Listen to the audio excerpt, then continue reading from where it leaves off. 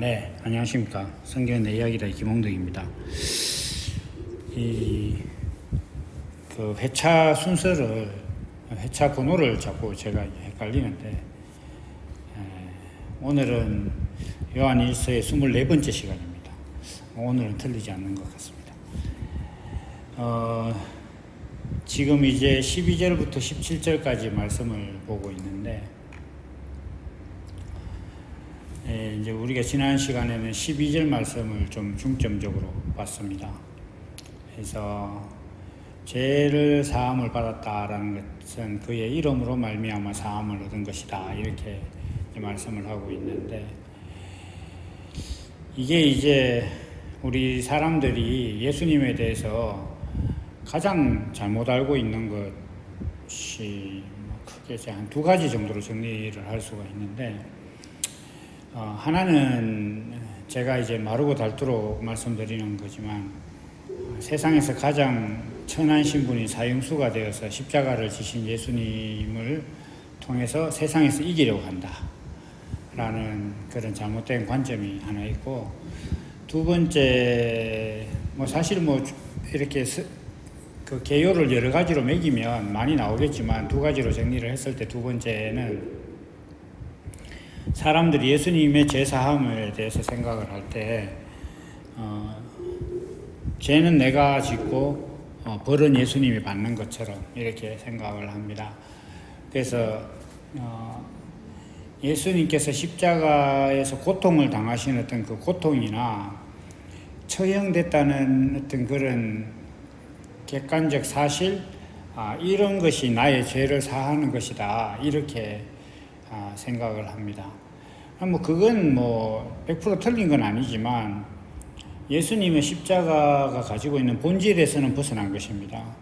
예수님이 지신 십자가의 본질은 사람들이 행위로 지은 죄에 대해서 벌을 대신 받은 것이 아닙니다. 그래서 예수님께서 십자가를 지신 그 행위나 벌을 받았다는 그 객관적 사실, 그것이 내가 육신으로 짓는 범죄, 욕을 한다거나 남을 때린다거나 하는 이런 범죄에 대해서 내가 벌을 받지 않고 예수님이 대신 벌을 받는 이런 프레임은 아니다, 이런 것들을 늘 말씀드리고 있습니다. 여기서도 이제 제가 사함을 받는데, 예수님의 어떤 그 십자가의 행위나 형벌을 받았다는 어떤 그 고통이나 사실이 우리의 죄를 사하는 것이 아니라 예수님의 이름으로 말미암아 사함을 얻었다, 이렇게 합니다. 그러니까 이름이라는 것은 이제 정체성입니다. 우리가 늘 손에 들고 다니는 전화기를 스마트폰, 핸드폰 이렇게 하는 것 자체는 그 이름에 보면 항상 손에 들고 다니니까 핸드폰이고, 옛날엔 휴대폰이라고 되어 있죠. 늘 휴대하고 다니니까 휴대폰이고, 그리고 이제 스마트폰이라고 하는 것은 그 안에 이제 사람들이 스마트라고 이름 붙여놓은 여러 가지 어떤 행위들, 그러니까 정보를 보고 이렇게 업무를 볼 수 있는 그런 기능들이 들어있기 때문에 이제 스마트폰이라고 하는 거죠. 그래서 그게 그 이름은 정체성입니다. 그래서 예수님께서 우리의 죄를 사하셨다는 것 자체는 예수님의 정체성이 우리의 죄를 사했다는 것입니다. 그런데 예수님의 정체성이 십자가에서 드러난 건 맞아요. 그러니 드러났지만, 그것이 드러났다고 해서 모든 사람의 죄를 사하는 건 아닙니다. 우리가 이제 교회 가면 예수님께서 십자가를 지심으로 모든 사람의 죄를 사했다, 이렇게 말들을 하고 있지만, 물론 그건 약간 비유적이고 상징적인 말이긴 합니다만은, 좀 더 정확한 표현을 좀 해본다면, 어떤 사람이라도 그 죄를 사함을 받을 수 있는 그러한 길이 열렸다, 이렇게 봐야 됩니다. 그래서 예수님께서 나는 길이다, 길이고 빛이다, 이렇게 이제 말씀을 하셨는데, 그 길로, 예수님께서 보여주신 길로 가면, 그리고 또 예수님께서 보여주신 그 밝음으로 가면 구원을 얻는다. 그런데 이러한 그 빛이 세상에 옛날에는 없었다는 거죠. 그게 없었는데 예수님께서 오셔서 그 빛을 비추셨기 때문에 우리가 이제 어디로 갈 바가 정해졌다. 그래서 우리에게 구원의 길이 열린 것이죠. 그러면 이 구원은 사람이 지극히 자기가 선택을 해야 되는 거예요. 자기가 선택하지 않는데 이 구원이 그냥 뭐 주지는 않는 겁니다. 다만 우리가 선택했을 때는 예수님께서 또 하나님께서 야, 네 구원 받는데 뭐 내 행위를 지불해라든지 내 재산을 내게 바치라든지 이런 거에서는 없다는 거예요. 그래서 공짜라는 거죠.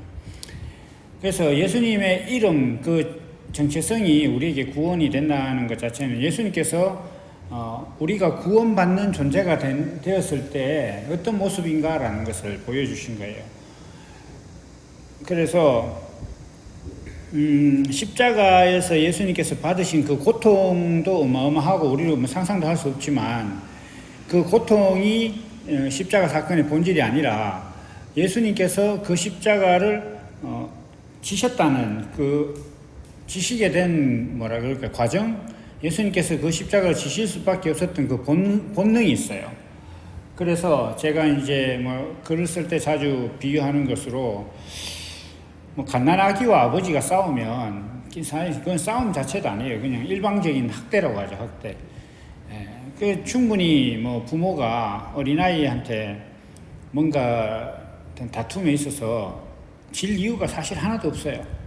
그런데 부모는 항상 자식한테 지죠.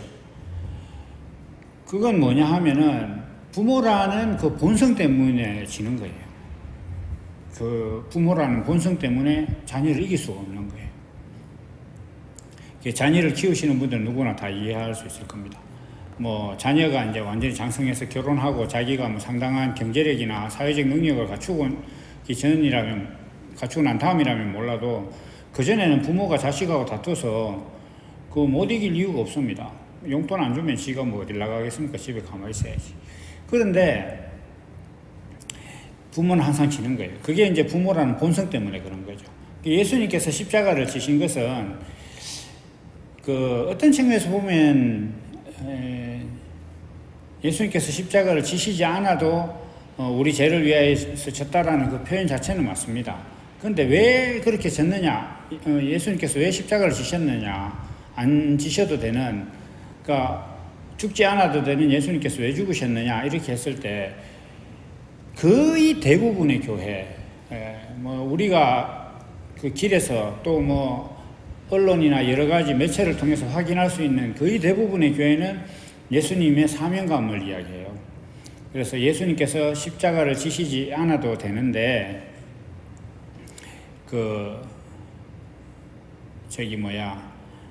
우리의 죄를 사하시기 위해서 사명감으로 안 해도 되는 일을, 그러니까 예수님께서 마음을 다지시고 이제 각오를 하고, 내가 이걸 안 지면 안 되는구나. 그래서 이제 뭐 한마디로 예수님께서 각오를 하고 신념으로, 의무감으로 하나님께서 시켰으니까, 또 모든 인류의 죄를 구해야 된다는 어떤 그런 사랑의 마음이 예수님을 이끌고 갔다, 이렇게 생각을 하는데 그건 100% 맞는 게 아닙니다. 예수님께서 십자가를 지신 것은, 안 지셔도 되는데 지신 것은 예수님이 그리스도이기 때문에 그래요. 그 그리스도라는 것이 여기 나오는 이름입니다. 예수님의 정체성, 예수님의 본성이 있는 거죠.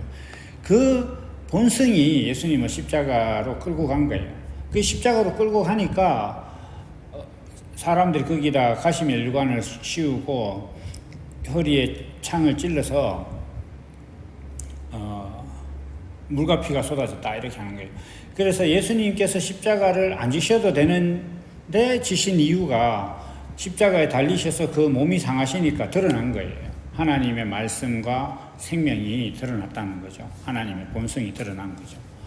그래서 이러한 그 과정을 통해서, 이러한 십자가를 통해서 예수님께서 보여주신 그 하나님의 아들이라는 정체성, 예수님을 십자가로 끌고 갈 수밖에 없었던 그 그리스도라는 본성, 그리고 그 본성의 내용을 살펴보면 다른 사람이 옳다고 주장하는 것 앞에 내 육신의 수고를 내어주는 그런 모습, 그것이 본성이 된 사람, 그것이 본성이고 생명인 사람의 이름을 그리스도라고 하는 거예요. 하나님의 아들 예수라고 하고 그리스도라고 하고 이렇게 하는 겁니다.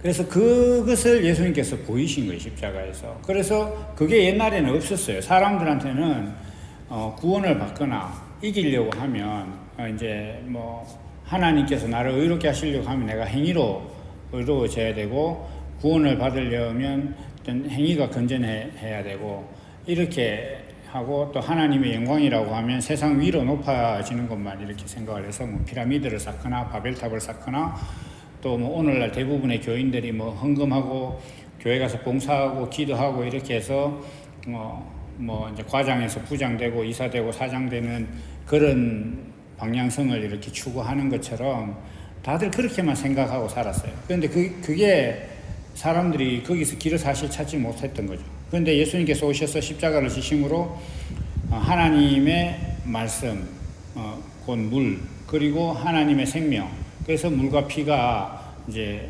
하나님의 물과 피가 어떤 것인지 드러내신 거예요. 예수님은 기본적으로 말씀이 육신이 되신 분이니까 그 말씀이 드러나서 우리가 이렇게 사는 것이 하나님께서 우리에게 정하신 목적이 아니구나라고 볼 수 있게 예수님께서 높이 달리신 거죠. 그래서 그 달리신 예수님의 어떤 그 정체성이 우리에게 구원이 되는 겁니다. 그게 예수님께서 우리를 구원하신 어떤 그 구세주로서의 직임이에요. 그래서 절대로 뭐 행동으로 우리가 죄를 지었는데 그 벌을 예수님이 대신 받았다, 이런 거 아닙니다. 여기서 벗어나지 못하면 구원을 받을 수가 없어요. 이게 하나님께서 정하신 구원의 법이 있는데 그것에서 벗어나서 구원을 받을 수는 없는 거죠. 그 성경에는 예수 외에는 구원받을 이름을 주신 적이 없다, 이렇게 또 말씀을 하시죠. 그러니까 그런 것들을 우리가 잘 생각을 해야 됩니다.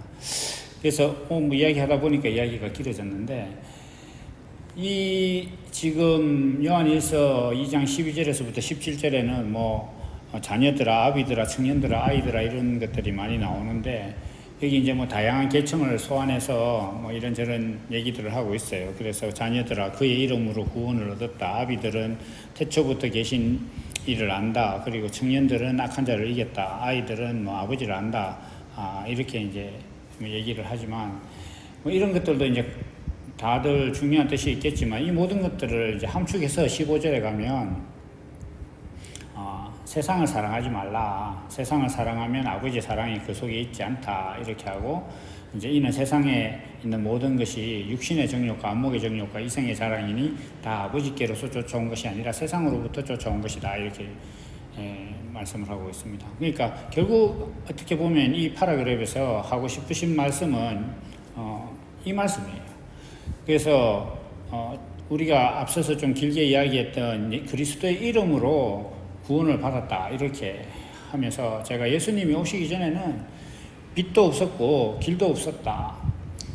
사람들은 전부 다 그 빛도 없고 길도 없는 상태에 있는 사람들의 상태가 뭐냐 하면 육신의 정욕과 안목의 정욕과 이성의 자랑으로 이렇게 살았다는 거예요. 세상으로부터 쫓아온 것이다.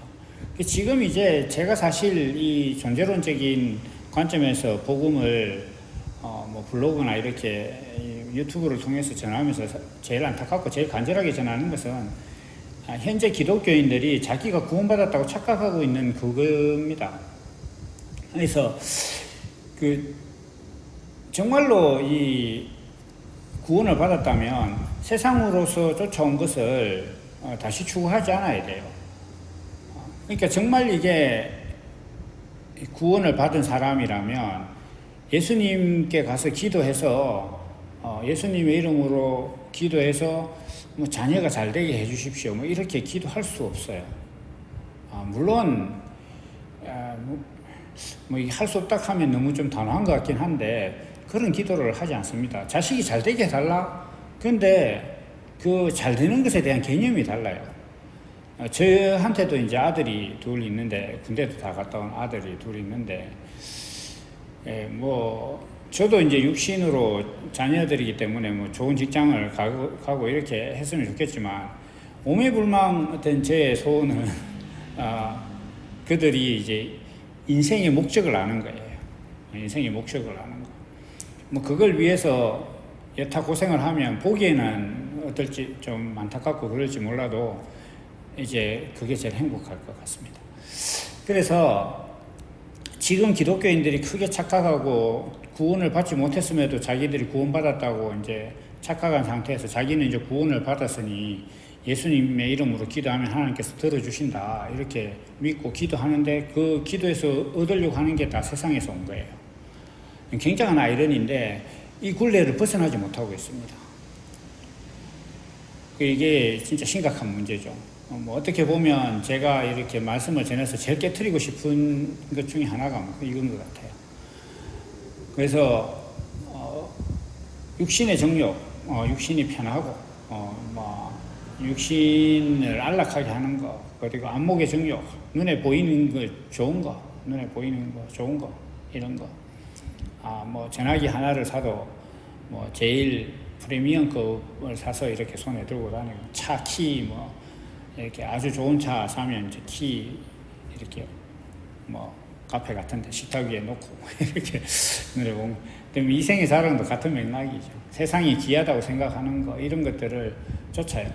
근데 정말 놀라운 건 뭐냐면 구원받았다는 사람들이 세상에서 가장 천한 신분이 사형수가 돼서 십자가를 지신 예수님의 이름으로 이런 것들을 구하고 있어요. 세상에서 성공하고 잘되고 복되고 몸 건강하고 뭐 이런 것들을 구하고 있어요. 그 어느 누구도 구원받았다고 하면서 내 인생이 하나님의 성품을 드러내는데 사용되게 해달라 이렇게 기도하는 것을 보기 힘듭니다. 그래서 이제 사도행전에서 처음에 막 기도할 때 우리에게 있는 위협을 좀 차감하게 해달라 이런 말씀이 있는데 그건 뭐 사람이니까 저도 하게 되고 아마 모든 사도들도 다 그랬던 것 같아요. 하나님의 성품을 드러내는 것, 그러니까 하나님께서 사람을 만드신 목적을 내가 수행하는 데 있어서 내 육신이 겪는 일들을 좀 차감해 줬으면 좋겠다. 이런 소원은 있을 수 있죠. 예수님께서도 할 수만 있으면 이 잔을 내게서 물리시면 좋겠다. 이렇게 기도는 하셨죠. 사람 마음은 다 그래요. 그런데 정말 거듭난 사람은 육신이 그런 기도를 하지만 그게 어쩔 수 없다는 걸 알아요. 예수님께서도 그렇게 기도했지만 그냥 십자가를 지러 가셨고 사도들도 뭐 우리가 이제 야화처럼 듣는 게 뭐 베드로가 나는 예수님과 똑같이 십자가를 질 수 없다. 이래서 이제 거꾸로 십자가를 졌다. 이렇게 뭐 늘 얘기를 하고 이렇게 하는데, 우리가 이제 정말 거듭난 사람들은, 이 세상적으로 육신이 좀 편했으면 좋겠고, 그리고 좀 안락하고 평안하고 여유 있는 상태에서 복음을 전했으면 좋겠다. 이런 마음이 그치질 않습니다. 저도 마찬가지고. 그렇지만은, 이 정말 거듭난 생명으로 그러한 문제를 보고 있으면 그게, 돼도 그만 안 돼도 그만인 문제예요. 그냥 내가 바랄 뿐이지, 결과에 대해서 순종할 수 있어요. 제가 이제 옛날에 그 청년들을 많이 만나고 할 때 청년들이 뭐 이것저것 하고 싶은 게 많잖아요. 이거 해도 되나요? 저거 해도 되나요? 뭐 이렇게 뭐 다양한 걸 물어오면 제가 늘 그랬습니다. 결과에 순종할 수만 있으면 뭐 세계 정복을 꿈꿔도 괜찮다. 뭐 이렇게 제가 늘 말했는데, 우리가 육신을 갖고 있기 때문에 이 육신이 소망하는 것들에 대해서 기대는 할 수 있습니다. 그러나 하나님께서 나에게 인생을 주신 목적을 수행하는 데 있어서 그 일로 들어가기 시작하면 그러한 것들이 없다는 것에 대해서 또 뭐 그것이 내 기대대로 되지 않는다고 해서 실망하지 않습니다. 하나님 원망하지도 않고 그냥 오히려 그게 더 기쁘고 이렇게 되는 거죠. 다시 말해서 아버지께로서 온 게 아니고 세상으로부터 온 것에 대해서 부족함을 느끼지 못해요. 예수님께서 그렇게 말씀하셨죠. 필요한 건 하나님께서 다 아신다. 여기서 필요라는 것은 사람들이 크게 착각하는데, 내가 살아가면서 필요하다고 생각했는 그 필요를 얘기하는 것이 아니고, 하나님께서 사람에게 기대하시는 목적, 사람이 하나님의 성품을 표현하고 하나님의 아들로서 살아가는데 필요한 것이 무엇인지는 하나님이 아신다. 이 얘기지, 사람이 하나님 우리가 복음을 전하는데 큰 교회가 필요합니다. 그리고 좋은 냉방 시설이 필요합니다. 뭐 좋은 올겐이 필요합니다. 이런 그 필요를 이야기하는 게 아니에요. 이걸 뭐 같은 거죠. 그러니까 정말 그리스도로 거듭난 사람은 그런 예수님께 세상에서 온 것, 그러니까 육신의 정욕과 안목의 정욕과 이생의 자랑 이런 것들을 구하지 않는다. 이제 이게 정말 요한 사도가 하고 싶은 말입니다. 그래서 이러한 것들을 사실은 악이라고 이야기하는 거죠. 그래서 그 청년들이 악한 자를 이겼다 할 때 이런 것이고, 아비들이 태초부터 계신 일을 안다 이렇게 하는 것은 아버지께로부터 쫓아온 것이 이제 뭔지 안다. 그리고 그 자녀들은 그의 이름으로 구원을 얻는다 이렇게 하는 것은 이 아버지께로부터 온 그 인간의 존재 정체성, 그리고 그걸 보여주신 그리스도의 이름, 그리고 아이는 아버지를 안다. 아버지가 누군지를 안다는 것 자체는 자녀들에게 되게 중요한 거죠. 그래서 그 내 아버지가 하나님이다 이렇게 하면 하나님의 뜻을 표현할 존재로서 내가 그 성품을 가진 자다. 그래서 아버지 아들답게 살아야 된다. 세상에서 온 것이 아니라 아버지께로부터 온 것을 이제 쫓아 살아야 된다. 이렇게 하면서 사도 요한은 그렇게 얘기합니다. 이 세상도 정욕도 지나가되, 이 세상이 망한다기보다도 내가 죽으면 세상도 끝나는 거죠. 그리고 정욕도 사람이 이렇게 좀 나이 들어가 보면, 뭐 신앙이 없어도 나이 들면 뭐 성적인 정욕만 이야기하는 것이 아니라 여러 가지 욕심들이 많이 없어지는 것 같아요.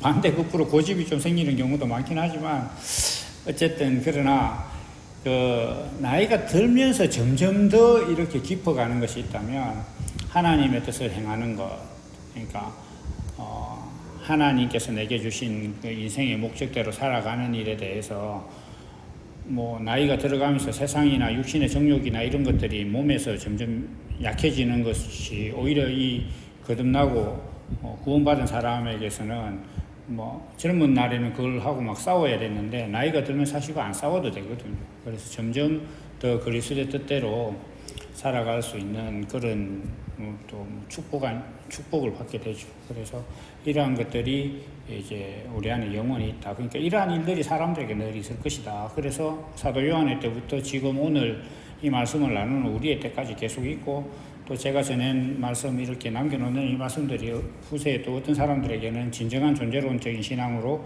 또 이렇게 각성하는 그런 것들이 계속 이어질 겁니다. 그래서 영원히 있을 것이다. 이렇게 말씀하고